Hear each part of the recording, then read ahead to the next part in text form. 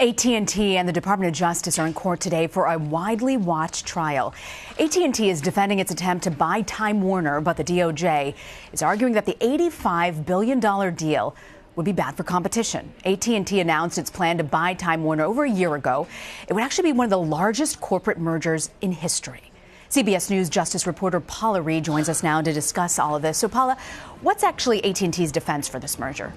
Rena, this is as exciting as it gets when it comes to antitrust. We're talking money, we're talking power, we're talking the distribution rights to Game of Thrones. This is the biggest antitrust case in 40 years. AT&T argues if they're allowed to acquire Time Warner Cable, that it'll be better for consumers. There'll be more efficiency, there'll be lower prices, and it will allow them to compete with Netflix, Apple, Google, all these new competitors.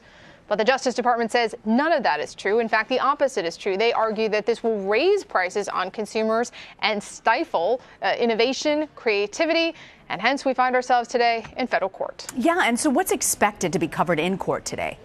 This is sort of a curtain raiser. This will be opening arguments for both sides. So both sides will sort of lay out the theory of their case. As I just explained, they're sort of at polar opposites. And it is also likely that AT&T may try to bring up the fact that the president himself has criticized this merger and maybe infuse some sort of political questions into this debate and raise the question, at least in the minds of the judge, about whether or not this could be a politically motivated move on the Justice Department's behalf. And why is this case so significant, Paula?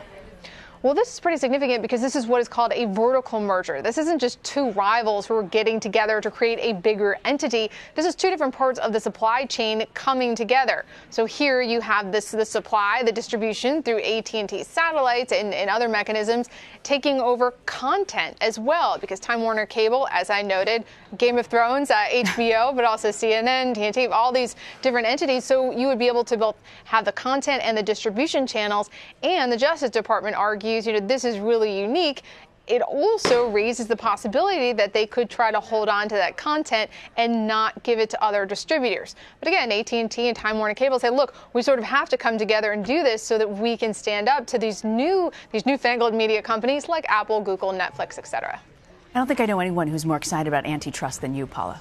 Nobody. Game of Thrones, like, you have my attention. If I can't get my Game of Thrones next year, I need to know I need to know who winds up on the Iron Throne, Rena. I need to know. The things you learn about Paula Reid through antitrust. Paula, thank you very much.